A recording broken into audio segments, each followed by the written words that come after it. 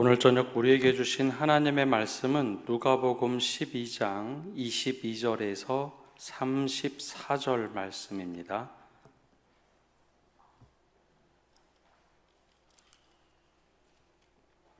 우리 22절에서 34절의 말씀 한 절씩 교독하겠습니다. 또 제자들에게 이르시되 그러므로 내가 너희에게 이르노니 너희 목숨을 위하여 무엇을 먹을까? 몸을 위하여 무엇을 입을까? 염려하지 말라.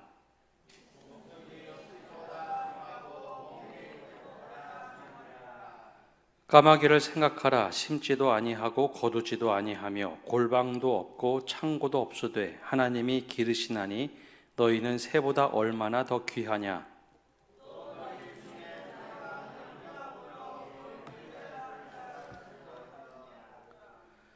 그런즉 가장 작은 일도 하지 못하면서 어찌 다른 일을 염려하느냐?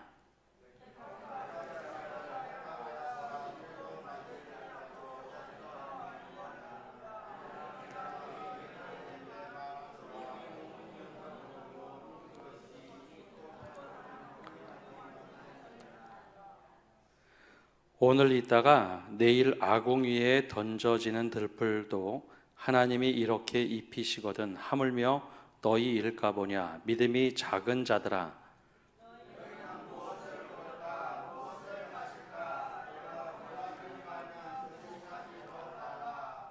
이 모든 것은 세상 백성들이 구하는 것이라. 너희 아버지께서는 이런 것이 너희에게 있어야 할 것을 아시느니라.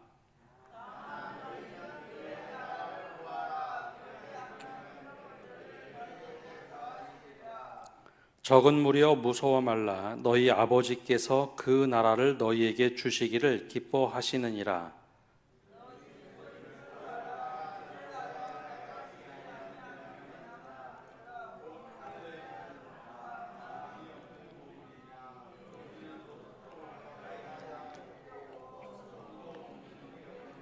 함께 읽겠습니다.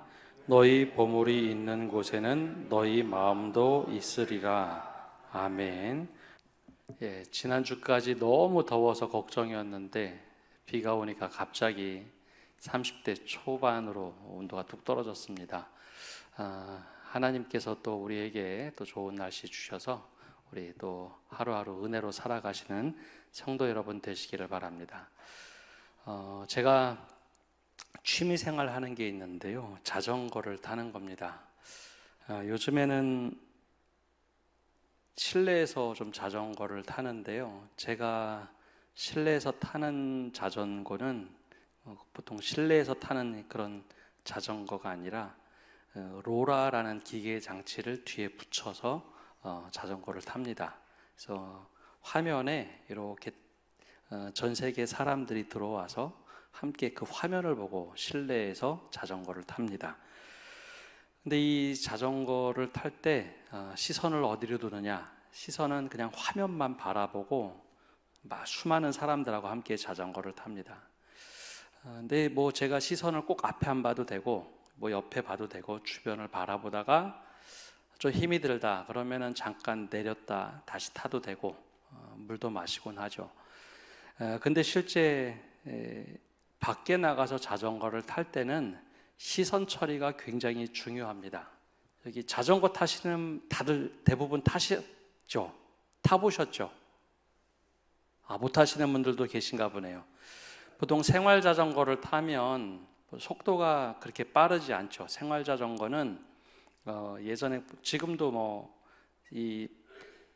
많이 다니고 있는 자전거, 전기 자전거 중에 생활 자전거들이 있는데 그 자전거들은 보통 시속이 10, 20 정도밖에 나오지 않기 때문에 주변을 이렇게 돌아봐도 되고 바로 앞에만 잘 보면 됩니다. 근데 제가 타는 자전거는 로드라는 건데요, 그거는 좀 속도가 꽤 나갑니다.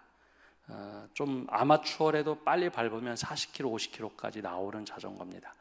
그래서 그 자전거를 탈 때는 꼭 시선 처리가 바로 앞을 보면 안 되고 적어도 5m, 10m는 꼭 앞을 봐줘야 됩니다. 그래야 사고가 나지 않습니다. 조금 더 숙련된 분들은 저 멀리를 바라보지만 바로 앞에 무슨 장애물이 있는지 확인하면서 꼭 저 앞에 멀리를 바라보고 자전거를 탑니다. 속도가 워낙 빠르다 보니 사고가 나지 않기 위해서 주변에 뭐가 있는지 시선 처리를 잘해야 사고가 나지 않습니다. 자전거를 타는 것도 한 자리에서 머물러 있는 실내 자전거야 아무데나 봐도 되고 옆에를 봐도 되지만, 속도가 좀 나는 자전거, 좀 멀리 가는 자전거는 시선 처리가 중요합니다. 먼 곳을 바라봐야 되죠. 우리가 인생을 순례에 종종 비유를 합니다. 그럼 인생의 길을 걸어갈 때 우리는 어디에다 시선을 좀 고정을 하며 가야 될까요? 인생을 살아가는데도 시선 처리가 중요합니다. 내가 어디를 바라보고 살아가느냐, 한 곳에 머물러서 그냥 주위만 바라보고 사느냐, 아니면 정말 인생길을 어떻게 가려고 이 길에 시선을 처리하느냐. 오늘 말씀에는 예수님께서 우리 마음이 있는 곳, 시선이 가야 하는 곳에 대하여 말씀을 하고 있습니다. 제일 먼저 우리에게 도전하는 것은 사소한 것에 마음과 시선을 빼앗기지 말라라고 말씀하십니다. 오늘 말씀에는 좀 배경이 있습니다. 바로 이 말씀을 시작한 것이 아니라 한 사람이 갑자기 예수님께 찾아와서 지난주에 말씀을 나눈 것처럼 내 형에게 이야기해서 유산을 나눠달라 좀 해주십시오 라고 부탁하는 이야기에서부터 시작을 합니다. 한 사람이 그렇게 부탁을 하자 탐심이 그 안에 있음을 보시면서 부자 비유를 들으셨죠. 자기만을 위해서 부유를 쌓고 자신의 영혼을 위해서 떵떵거리며 살 수 있도록 미래를 위해서 다 준비해 놓고 살려고 한 사람이 악착같이 자기를 위해서만 삽니다. 근데 부를 이렇게 크게 축적은 했지만 주변에 어떤 사람들에게도 관심이 없습니다. 내 영혼만 풍성하면 됐지, 미래를 위해서 열심히 부를 쌓아놓죠. 근데 하나님이 어느 날 부르실 줄 어떻게 알기에 너는 그렇게 부를 너를 위해서만 쌓느냐. 그러면서 우리에게 또 제자들에게 들려주셨던 말씀은 하나님 나라를 위해서 그 부를 좀 사용하는 게 좋겠다라는 권면의 말씀을 하시죠. 탐심이 아니라 돈을 어떻게 쓸 것인가, 가치 있는 삶을 살라라고 말씀을 하십니다. 그리고 나서 오늘 말씀을 이어서 하십니다. 즉 우리의 마음과 시선이 어디가 있는가라는 거죠. 그러면서 먼저는 사소한 것에 마음과 시선을 빼앗기지 말라라는 취지로 말씀을 하십니다. 그 중에 하나가 먹는 것과 입는 것에 너무 집착하지 말라, 염려하지 말라라는 말씀입니다. 전통적인 해석은 이런 의미죠. 그 당시에는 먹고 사는 것이 너무나 힘들었습니다. 종종 말씀드리지만 인류 전체가 하루에 3끼 먹고 사는 게 얼마 되지 않았죠. 200년이 채 되지 않았습니다. 물론 지금도 하루에 3끼를 먹는 사람들은 100명 중에 60명이 되지 않습니다. 나머지는 하루에 2끼 먹는 사람들이 훨씬 더 이 지구상에 많이 살아갑니다. 근데 그 당시에는 이제 절대 빈곤이었기 때문에 먹는 것, 입는 것 때문에 염려하지 말아라 라고 말씀하셨습니다. 근데 요즘에는 이야기가 잘 통용이 되지 않는 것이 다이어트를 위해서 굶는 사람들이 있지만 먹을 것이 없어서 굶는 사람들이 아주 이제 극소수입니다. 물론 지금도 있긴 하죠. 근데 대부분은 먹는 것, 입는 것 때문에 너무 고통스러워하는 사람들이 우리가 사는 사회는 많이 없습니다. 그럼 이 말씀을 우리는 좀 어떻게 이해를 해야 될까요? 아침에 일어나서 씻고 보통 아침을 먹고 하루의 일과가 시작이 됩니다. 그리고 출근을 하거나 일을 하러 가죠.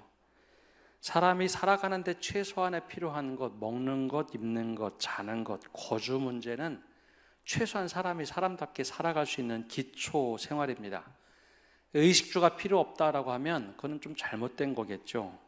의식주는 반드시 필요한 겁니다. 나이가 어느 정도 일정 나이가 됐는데 여전히 그거 전혀 책임지지 못하고 살아간다. 30이 30대가 훌쩍 넘었는데 앞가림을 못한다. 그러면 진짜 가정에서 큰 문제라고 생각할 겁니다. 그래서 의식주는 사람이 기초적으로 살아가는데 가장 중요한 문제이긴 합니다. 근데 기초라는 거죠. 근데 이것을 조금 더 넘어서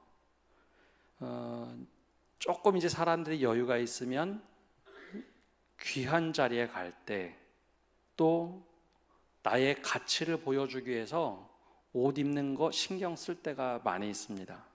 분명하죠. 내가 어떤 귀중한 자리에 간다 그럼 무엇을 입을지 고민을 좀 해야 합니다. 그것도 중요한 일이죠. 그리고 누구 식사 초대를 하거나 누구에게 대접하는 것도 중요한 일입니다. 근데 이것은 아주 특정한 날, 특별한 일이고요. 매일매일 일상에서 일어나는 일. 아침에 출근을 해야 하는데 오늘 입을 옷이 없다고 한참 투덜투덜 대다가 지각한다. 그러면 좀 문제가 있습니다. 오늘 아침에 밥을 먹는데 반찬이 이것밖에 안 된다. 계속해서 불평불만을 한다. 이것도 뭐가 좀 문제가 있겠죠. 오늘 점심을 먹어야 되는데 그 점심 먹을 것 때문에 오전에 제대로 일도 못하고 오늘 점심 뭐 먹을까? 저녁에는 뭐 먹을까? 많이 생각을 하고 고민을 한다면 그 삶은 어떤 삶이 될까요? 먹는 것과 입는 것 굉장히 기초적이고 중요한 것이지만 거기에 지나치게 몰입이 돼서 하루 종일 내가 뭐를 먹어야 될까? 내가 무엇을 입고 해야 될까? 거기에 몰입이 돼가지고 매몰되어서 하루를 망친다면 그 사람은 쳇바퀴 도는 인생이 될 겁니다. 내일도 똑같을 테고 모레도 똑같을 테고 돈이 아무리 많아도 매일매일 쳇바퀴 돌고 한 걸음도 나가지 못하고 자기 자리를 지키는 사람이 되겠죠. 이 자리에만 있는 사람. 내 시선이 먼 데 있지 않고 그냥 여기만 매일매일 보면서 뭘 입을까 뭘 먹을까 하는 인생이 되고 말 겁니다. 이런 것을 두고 염려한다고 생각을 많이 한다고 해서 삶이 나아질까요? 나를 조금 드러내는 것은 나아질지 모르겠지만 매일 반대로 매일 똑같은 옷을 입고 매일 똑같은 것을 먹고 내일 똑같은 신발을 신는다면 내 인생은 무가치한 것일까요? 그렇지가 않다는 겁니다. 그건 굉장히 사소한 일이라는 거죠. 세 장의 한 분 사진을 좀 보려고 하는데요. 제일 먼저 나오는 사진은 이 누군가의 옷장을 한번 찍은 사진입니다. 옷장에 옷이 많죠. 남성들과 여성들의 관점이 좀 다를 텐데요. 옷장에 옷이 많은가요? 적은가요? 많긴 많은데 보통 남자들은 많다고 얘기하고 여성들은 저걸 보고 두 벌밖에 없네 라고 생각할 겁니다. 색깔이 똑같으니까요. 또 다른 사진 다음에 보여주시면요. 저 사진이 좀 멀게 좀 작게 나와서 그런데요. 저 앞에 보이는 사람은 스티브 잡스입니다. 근데 저 앞에 숫자들이 써 있는데요. 저 숫자들은 1998년부터 2011년까지의 사진입니다. 옷을 보면 어떤가요? 똑같죠? 이 사람이 처음에 아이팟이라는 것을 애플 회사를 만들고 아이팟이라는 mp3 플레이어를 만듭니다. 그때 이 아이팟을 가지고 쇼케이스를 하는데 처음 나와서 입었던 옷이 저 청바지에 검은 티에 뉴발란스 신발이었습니다. 그게 1998년에 다른 곳에서 저 옷을 입고 2001년에도 저 옷을 똑같이 입고 와서 그 중요한 자리에서 아이팟을 설명을 했습니다. 그리고 몇 년 뒤에 여기에도 쓰시는 분이 계실 텐데 아이폰이라는 거 이제 다들 아시죠? 아이폰은. 아이폰이 처음 나왔을 때도 또 똑같은 옷을 입고 나와서 프레젠테이션, 쇼케이스를 했습니다. 내가 이거 만들었는데 주머니에서 주섬주섬 꺼내서 설명을 했죠. 그 다음에 아이패드를 만들었을 때도 똑같은 옷을 입고 나와서 저 옷을 입고 설명을 했습니다. 그래서 저 옷을 보고서 아예 저 브랜드까지, 저 청바지, 리바이스 501 청바지, 뉴발란스 회색 신발, 저게 저 스티브 잡스의 트레이드 마크가 됐죠. 그리고 나서 또 하나의 사진을 보여드리면, 너무 작아서 잘 안 보이시죠? 알록달록 무지개 색깔처럼 보이는데, 저 확대해 보면 저게 영국의 가디언지에서 뽑았던 16년 동안의 메르켈의 옷이라고 해서 소개했던 의상입니다. 저기 확대를 해서 보면 메르켈이 독일 총리가 16년 동안 재직하면서 입었던, 공식 석상에서 입었던 옷이 똑같은 브랜드의 똑같은 옷이었습니다. 색깔만 달랐죠. 색깔만 다르게 입고 항상 똑같은 옷을 입고 나왔습니다. 그래서 16년 동안 다양한 색깔만 보여줬던 메르켈이라고 해서 메르켈의 색상이라고 붙였던 이름입니다. 근데 저게 세 사람의 공통점이 있는데요. 첫 번째 보여드렸던 사진은 지금은 이름이 바뀌었는데요. 예전에 페이스북이라고 했던 휴대폰에서 보던 앱 있죠, SNS. 지금은 메타라고 이름이 바뀌었죠. 마크 저거의 옷장입니다. 마크 저거가 옷을 입는데 저 사람은 항상 똑같은 옷 10벌 이상을 사놓고 매일매일 바뀌면서 똑같은 색깔의 옷을 입습니다. 그래서 한 번은 기자가 물어봤습니다. 왜 그렇게 똑같은 옷을 입습니까? 그러자 그가 얘기를 하죠. 내가 회사를 가장 잘 섬기는 것 외에 해야 할 결정의 수를 최소한으로 줄이기 위해서 저는 매일 똑같은 옷을 입습니다. 그거 고민할 필요가 없고 똑같은 옷을 입습니다. 그래서 저 똑같은 옷을 매일매일 입습니다. 스티브 잡스에게도 물어봤습니다. 왜 똑같은 옷을 입느냐? 그랬더니 옷 고르는데 시간이 아깝다라는 거죠. 매일 입을 옷을 정해두면 선택의 피로를 내가 줄이고 내가 진짜 중요한 일을 하는데 집중할 수 있다는 겁니다. 그리고 그런 미니멀리즘이라는 것, 어떻게 하면 단순한 삶을 살까? 그 삶의 방식을 취하되 정말 중요한 일에는 내가 제일 집중할 수 있도록 그렇게 최소한의 선택을 할 수 있는 방법을 만들었던 것이라는 거죠. 메르켈도 마찬가지였습니다. 내가 색깔만 고민하면 되지 막 이것저것 고민할 필요 없다라는 거죠. 여러분, 이 두 사람은 세계의 최고의 부자들이고 세계 최고 회사의 CEO, 그리고 메르켈은 유럽 EU에서 가장 강력하다는 독일의 수상이었습니다.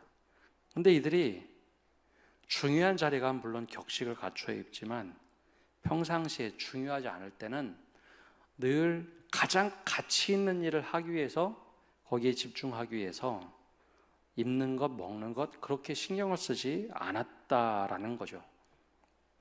어떻게 보면 그들이 예수님을 믿었는지 안 믿었는지 전혀 알 수는 없지만 중요한 것은 예수님의 말씀의 핵심을 그들이 오히려 꿰뚫고 살아갔던 사람들이라는 겁니다.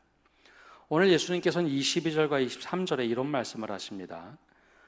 또 제자들에게 이르시되 그러므로 내가 너희에게 이르노니 너희 목숨을 위하여 무엇을 먹을까, 몸을 위하여 무엇을 입을까 염려하지 말라. 목숨이 음식보다 중하고 몸이 의복보다 중하니라. 그러니까 제일 중요한 게 생명인데 다른 것에 우리의 관심사, 우리의 시선을 두어서 정말 중요한 것에 가치를 놓치고 살아가진 않느냐라는 이야기입니다. 매일 일상에 하찮은 것에 시선을 두고서 그것이 다인 양 그렇게 살아가지 말라라는 겁니다. 우선 우리가 가치가 없는 것, 사소한 것에서 먼저 시선을 돌리라라는 것이죠. 그렇기 때문에 그곳에서 시선을 우선 떼는 것만 하더라도 우리가 근시안이 아니라 조금 먼 곳에 관심을 둘 수 있습니다. 이러한 사소한 것들은 하나님이 보시기에도 별로 그렇게 중요하지 않은 겁니다. 그래서 30절에 이렇게 말씀을 하십니다. 이 모든 것은 세상 백성들이 구하는 것이라 너희 아버지께서는 이런 것이 너희에게 있어야 할 것을 아시느니라.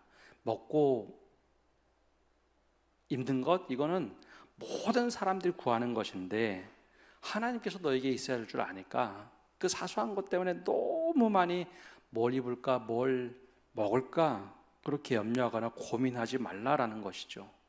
더 중요한 것에 우리의 시선을 돌리라라는 겁니다. 여러분, 너무 사소한 것에 지나치게 에너지를 쓰면 다른 것을 할 겨를이 없습니다. 너무 근시안으로 내 주위만 이렇게 보면 다른 것을 할 에너지가 없습니다. 채박혀 돌거든요. 다른 것을 할 수 있는 시선이 빼앗겨 버립니다. 사소한 일에. 그래서 예수님께서는 우선 사소한 일에 하나님 다 아시고 다 공급하실 수 있는 건데 거기에 너무 집중하지 말라라는 거죠. 그렇다고 또 이제 옷 파는 분들, 음식 장사하는 분들, 그분들에게 해당되는 이야기가 아니라 우리 일상에서 사소한 것에 시선을 빼앗기지 말고 마음을 빼앗기지 말라라는 겁니다. 그러면 우리가 실제로 눈이 가는 곳이 어디일까요? 이것에서 관심을 딱 떼고 진짜 마음이 가는 곳이 어디일까요? 오늘 말씀의 순서대로 안 보고 좀 이걸 다시 종합해서 보면 34절에 이런 말씀을 하고 있습니다. 34절 말씀 우리 함께 읽어보겠습니다. 너희 보물 있는 곳에는 너희 마음도 있으리라. 아멘. 보물이 있는 곳에, 좀 적나라하게 이야기하면 돈이 있는 곳에 사람들의 마음이 있습니다. 그렇죠? 아무도 동의를 안 하시는데 실제로 사람들이 돈이 있는 곳에 마음을 굉장히 많이 빼앗깁니다. 이게 사람의 본능이죠. 이걸 부인할 수는 없습니다. 근데 이 말씀을 두 가지로 좀 해석할 수 있습니다. 하나는 보물이 있다고 생각되는 그 일들에 우리가 관심을 갖게 돼 있다. 마음을 빼앗기고 시선을 빼앗긴다라는 겁니다. 몇 년 전에 신조 하나가 생겼는데요. 제가 그걸 보면서 처음에 이게 무슨 말이지 했습니다. 벼락부자, 벼락거지. 다들 들어보셨죠? 경제에 관심이 없으신 분들이 많네요. 코로나19가 한참일 때 한 2021년 후반부 정도에 갑자기 벼락부자, 벼락거지라는 말, 신조어가 생겼습니다. 그 전에는 그런 표현을 쓴 적이 없었는데 기자들이 이 말을 꺼내왔습니다. 이게 무슨 얘기인가 저도 그때 유심히 봤더니 코로나가 시작이 되고 나서 모든 경제가 바닥을 쳤죠. 그때 주식도 함께 바닥을 쳤습니다. 코로나가 시작되고 2020년 3월쯤에는 전 세계 경제가 바닥을 쳤습니다. 그래서 모든 사람들이 난리고 아우성이었죠. 그런데 그해 가을부터 나중에 기사를 보니까 2020년 6월, 7월인가 8월 정도부터 갑자기 몇 개 주식이 아마 굉장히 급상승을 한 것 같습니다. 사람들이 움직이지 못하니까 가전제품 혹은 인터넷 제품, 그때 한참 유행하던 게 메타버스라는 말 기억하시나요? 벌써 오래돼서 다 까먹으셨죠. 교회를 예배당에서 모이지 말고 가상 공간에서 캐릭터 하나를 만들어서 거기서 만나자. 학교도 메타버스 학교를 만들고 메타버스 졸업식을 했습니다. 막 사람들이 그거로 세상을 대안으로 만들 수 있겠다. 난리가 나서 거기에 엄청나게 사람들이 몰리고 투자를 했습니다. 그래서 갑자기 주식이 몇백 프로가 상승했다고 하죠. 그래서 그 당시에 주식을 투자했던 사람들은 갑자기 벼락부자가 됐는데, 벼락거지는 뭐를 말할까요? 거기에 관심이 없던 그냥 평범하게 살아간 사람들이 다 부자가 됐는데 나만 가만히 있으니까 갑자기 벼락거지가 됐다라는 표현을 썼습니다. 그러니까 사람들의 마음이 어디 돈이 있다 그러면 막 거기 몰려갑니다. 제가 주식 얘기를 해서 그런데 주식만 그럴까요? 부동산도 그렇지 않습니까? 어디 돈이 된다 그러면 사람들이 막 거기 몰려 들어갑니다. 근데 이거는 사실 본능이죠. 예수님께서 사실 이 말씀을 하신 것은 사실 이것보다는 우리 마음, 이 보물이 있는 곳에 우리 마음이 있다라고 하는 뜻은 그 다음에 하고 싶은 말씀이 있었기 때문입니다. 순서로 보면 그 바로 전에 있던 말씀이죠. 예수님께서 뭐라고 말씀하시느냐? 31절에 이렇게 말씀을 하십니다. 함께 읽어보겠습니다. 다만 너희는 그의 나라를 구하라. 그리하면 이런 것들을 너희에게 더하시리라. 아멘. 하나님의 나라를 구하라. 그리하면 이런 것들을 너희에게 더하시리라. 즉, 이 보물이 있는 곳에 우리 마음이 있다고 하는데, 이것은 또 다른 의미는 하나님의 나라를 위해서 거기에 보물을 두면 우리 마음은 자연스럽게 그리로 흘러간다라는 의미입니다. 전자는 돈이 있다고 생각되는 곳에 우리 마음에 막 쏠려가는 본능을 얘기한다면, 그것을 넘어서 그리스도인들은 사소한 것에 시선을 빼앗기지 말고, 돈에 완전히 시선을 빼앗기지 말고, 그럼 그 보물의 가치를 하나님의 나라에 두고 거기에 마음을 쏟으라라는 이야기입니다. 여러분, 우리가 누군가를 후원하거나 혹은 후원하지 않더라도 내가 돈을 투자한 곳이 있으면 사람들의 마음은 자연스럽게 그리로 향하게 되어 있습니다. 예전에 저희가 한참 아이들을 키울 때 아이들에게 이 세상은 이렇게 살아가야 된다라고 생각이 되어서 아이들이 초등학교 들어갈 때쯤으로 기억되는데요. 아이들 각자 큰애 첫째하고 둘째는 한국 선명회 통해서 한 아이씩 후원을 하도록 했습니다. 물론 부모인 저희가 돈을 대주고 아이들 이름으로 후원을 하기 시작을 했습니다. 그러자 자매결혼 맺었던 아이들 사진과 지역, 아프리카 하는 몽골 아이였는데요. 각자 이렇게 왔습니다. 그래서 아이들 한참 서로 가끔 가다가 편지 쓰라고도 오고 메일 쓰라고도 왔습니다. 그래서 그걸 서로 가끔 가다가 보내기도 하고, 한 번은 이 아이가 학교를 다니기 위해서는 후원만 하면 안 되고 염소 한 마리가 있으면 거기서 아이들이 학교를 다니는데 영양 공급도 받고 살 수 있겠다. 근데 돈이 그렇게 비싸지가 않았습니다. 아프리카의 염소가 굉장히 저렴하기 때문에 그걸 아이 이름으로 또 보냈습니다. 그랬더니 사진을 환하게 찍으면서 이것 때문에 학교 다닐 수 있고 우리 가족이 영양 공급 받습니다. 사진을 찍어 갖고 왔습니다. 그랬더니 그 아이는 가끔 가다가 그 아프리카 소식 뉴스를 보고 그러면 반응을 했습니다. 그래도 자기가 자기 이름으로 누군가를 후원한다는 생각에 계속해서 관심을 가졌습니다.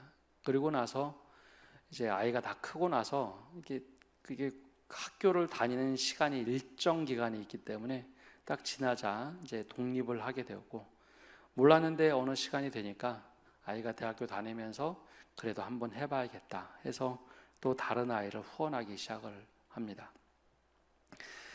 내가 물질을 쓰는 곳이 있으면 거기에 관심을 갖게 돼 있습니다. 내가 선교지에 후원을 하면 혹은 내가 누군가를 후원하면 거기에 관심을 갖게 돼 있습니다. 처음에 사소한 것에, 먹는 것, 입는 것에 돈을 쓰고 막 하는 것 중요합니다. 그게 나쁘다고 할 수는 없습니다.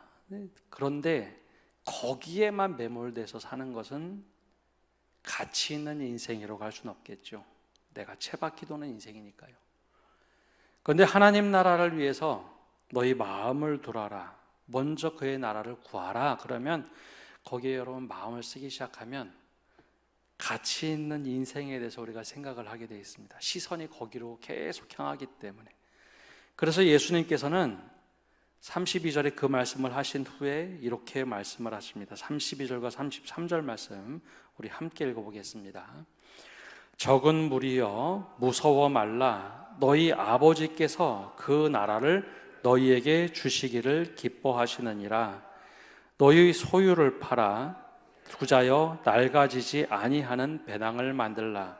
곧 하늘에 둔 바 다함이 없는 보물이니 거기는 도둑도 가까이 하는 일이 없고 좀도 먹는 일이 없느니라. 아멘.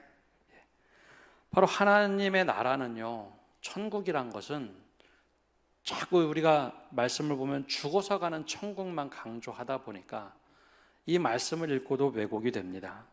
하나님의 나라는 죽어서 가는 천국만 이야기하지 않고 성경은 늘 이 자리에 임하는 하나님의 나라를 이야기합니다. 우리가 보물이 있는 곳에 우리의 마음이 있는데 지금 그 보물이 있는 곳을 어떻게 죽어서 가는 천국에다 쌓는다라고 하는 걸까요? 그 이야기가 아닙니다.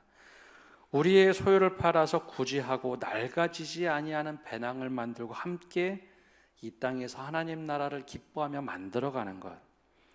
하늘에 둔 바 담이 없는 보물, 이게 하늘에 쌓는 게 아니라 여기서 그렇게 쌓아가면 정말 하나님이 기뻐하시기에 이걸 누가 훔쳐갈 수도 없고, 하나님의 나라는 먹고 마시는 있는 것이 아니라 의와 평강과 희락이 나를 통해서, 그 돈이라는 것을 통해서도 점점 퍼져나가는 누룩처럼 이루어진다라는 말씀입니다. 그래서 내가 먹는 것과 입는 것에 너무나 집착해서 거기에만 쓰지 말고 하나님의 나라가 지금 여기 임하도록 우리의 관심과 우리의 시선을 하나님의 시선으로 돌려서 그렇게 살아가라라는 것이죠. 그래서 하나님의 나라와 의를 먼저 구하라라고 하는 것, 그게 대단하고 거창한 일이 아니라 우리의 삶 속에서 구약 성경에 나오는 것처럼 우리 마을의 고아와 과부와 개골 돌보는 것, 때로는 우리가 살아가면서 이 사람이 정말 하나님의 은혜가 필요하구나, 그러면 그 사람들을 도와주는 것, 그리고 교회 또한 그렇게 살아가는 게 하나님께서 원하시는 시선이고 마음을 두는 곳이다 라는 겁니다. 먹고 마시는 것에 우리가 다 어려운 분들은 쓸 수밖에 없어요. 근데 그분들 중에서 그럼에도 불구하고 어려움을 당한다, 그러면 우리가 함께 살아가는 우리가 그곳을 하나님의 나라로 만들어가는 것, 그게 바로 우리의 보물이 있는 곳에 우리의 마음이 있고, 거꾸로 우리의 마음이 거기에 쏟음으로 하나님의 우리의 보물이 빼앗기지 않고 하늘에 쌓아지는 보물로 채워진다라는 겁니다. 오늘 말씀 보면 우리가 어디에 시선을 제일 많이 두고 사십니까? 어떤 것에 관심을 제일 많이 두고 우리 마음을 제일 많이 쏟고 사십니까?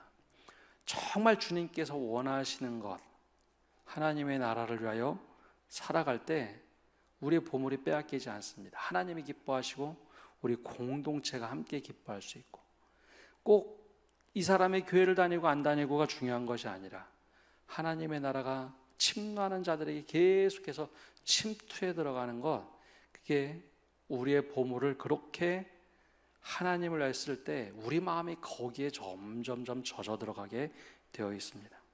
그럴 때 이게 하나님의 주시는 은혜구나, 우리도 느끼고 교회 울타리 밖에 있는 사람들도 느끼게 되어 있습니다. 그것이 주님께서 우리들에게 원하시는 삶입니다. 단 한 사람의 질문 하나, 형에게 유산을 뺏어서 나에게 좀 주십시오, 너에게 탐심이 있구나, 그 말 한마디 속에서 예수님은 풍성한 삶에 대해서 우리에게 말씀하고 계십니다.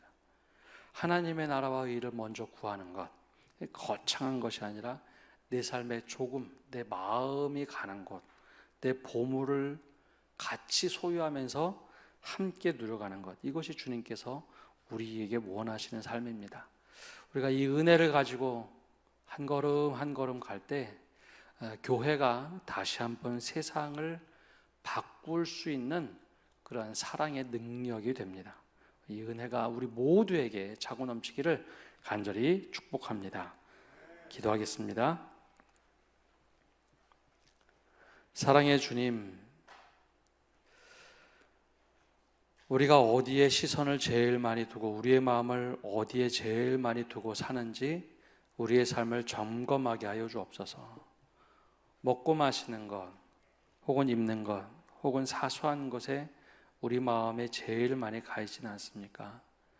그곳에서 우리의 마음을 더 이상 더 많이 빼앗기지 않게 하시고, 정말 우리 마음이 하나님의 나라를 향하여 고정하고 시선을 바꿀 수 있는 은혜를 허락하여 주시옵소서. 우리가 살아가는데 늘 돈이 필요합니다. 그렇기 때문에 어디에 돈이 더 많은가? 우리의 욕망이 또 우리의 본성이 자연스럽게 돈으로 늘 시선을 끌게 됩니다. 그것은 어쩔 수 없지만 주님, 그 돈에 완전히 시선을 빼앗겨서 다시 악순환이 되어서 먹고 마시는 것, 의복에만 관심을 두는 것이 아니라 이것 악마적인 속성을 하나님께 드려서 우리의 마음을 돈이 있는 곳, 즉 하나님의 나라에 집중하게 하시고 그것을 위하여 하루하루 살아갈 때 하나님이 기뻐하시고 우리 모두가 함께 기뻐하시는 곳, 그래 우리 마음이 하나님의 나라에 있게 하시고 그 보물을 하나님의 나라에 차곡차곡 살 수 있는 저희 한 사람 한 사람 되게 하여 주옵소서. 그래 우리가 있는 모든 곳이 하나님의 나라가 되도록 은혜 내려 주옵소서. 예수님의 이름으로 기도합니다. 아멘.